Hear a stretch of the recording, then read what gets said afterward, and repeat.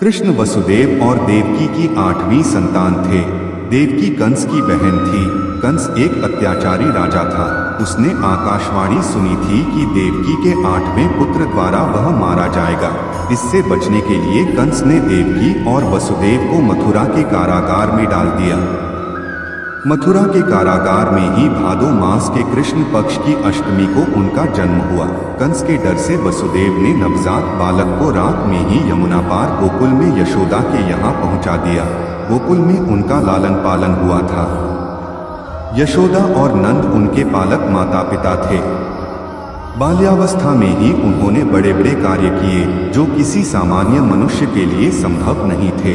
अपने जन्म के कुछ समय बाद ही कंस द्वारा भेजी गई राक्षसी पूतना का वध किया। उसके बाद शक्तासुर, तृणावर्त आदि राक्षस का वध किया। बाद में गोकुल छोड़कर नंद गांव आ गए। वहां पर भी उन्होंने कई लीलाएं की, जिसमें गोचारण लीला, गोवर्धन लीला, रास लीला आदि मुख्य है। इसके बाद मथुरा में मामा कंस का वध किया। सौराष्ट्र में द्वारका नगरी की स्थापना की और वहां अपना राज्य बसाया। पांडवों की मदद की और विभिन्न संकटों से उनकी रक्षा की। महाभारत के युद्ध में उन्होंने अर्जुन के सारथी की भूमिका निभाई और रणक्षेत्र में ही उन्हें उपदेश दिया। 124 वर्षों के जीवन काल के बाद उन्होंने अपनी लीला समाप्त की। उनके अवतार समाप्ति के तुरंत बाद परीक्षित के राज्य का कालखंड आता है। राजा परीक्षित, जो अभिमन्यु और उत्तरा के पुत्र तथा अर्जुन के पौत्र थे, के समय से ही कलयुग का आरंभ माना जाता है। श्री कृष्ण का जीवन एक रहस्य। महाभारत की प्रत्येक घटना को श्री कृष्ण ही संचालित करते हुए नजर आते हैं। दुर्योधन को माता के समक्ष नग्न जाने से रोकना, कर्ण को कवच कुंडलों को इंद्र द्वारा दान में मांग लेना, बर्बरिक से दान में उसका शीन मांग लेना और युक्ति पूर्वक कर्ण, द्रोण और भीष्म को युद्ध में मारवा देना, यह सभी श्री कृष्ण की नीति से ही संभव होता है। श्री कृष्ण के कारण ही यह युद्ध हुआ और उन्हीं ने इस युद्ध को पांडवों के पक्ष में विजित किया। श्री कृष्ण का जीवन एक रहस्य। महाभारत की प्रत्येक घटना को श्री कृष्ण ही संचालित करते हुए नजर आते हैं। दुर्योधन को माता के समक्ष नग्न जाने से रोकना, कर्ण को कवच कुंडलों को इंद्र द्वारा दान में मांग लेना, बर्बरिक से दान में उसका शीन मांग लेना और युक्ति पूर्वक कर्ण, द्रोण और भीष्म को युद्ध में मारवा देना, यह सभी श्री कृष्ण की नीति से ही संभव होता है। श्री कृष्ण के कारण ही यह युद्ध हुआ और उन्हीं ने इस युद्ध को पांडवों के पक्ष में विजित किया। Logo tour and culture news.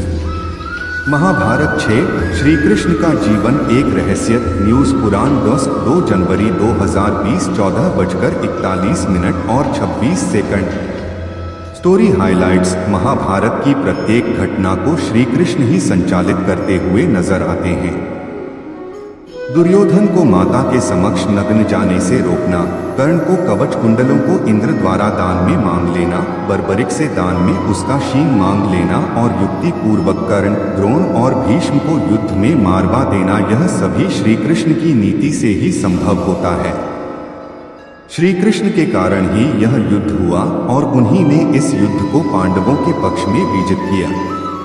Mahabharat की प्रत्येक घटना को श्री कृष्ण ही संचालित करते हुए नजर आते हैं।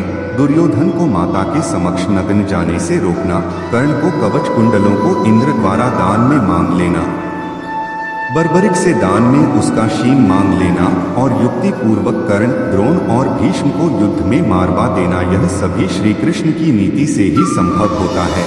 श्री कृष्ण के कारण ही यह युद्ध हुआ और उन्हीं ने इस युद्ध को पांडवों के पक्ष में विजित किया। श्री कृष्ण और 8 का अंक। भविष्यवाणी के अनुसार विष्णु को देवकी के गर्भ से कृष्ण के रूप में जन्म लेना था, तो उन्होंने अपने 8वें अवतार के रूप में 8वें मनु वैवस्वत के मनवंतर के 28वें द्वापर में भाद्रपद के कृष्ण पक्ष की रात्रि के 7 मुहूर्त निकल गए और 8वां उपस्थित हुआ। तभी आधी रात के समय सबसे शुभ लग्न उपस्थित हुआ। उस लग्न पर केवल शुभ ग्रहों की दृष्टि थी।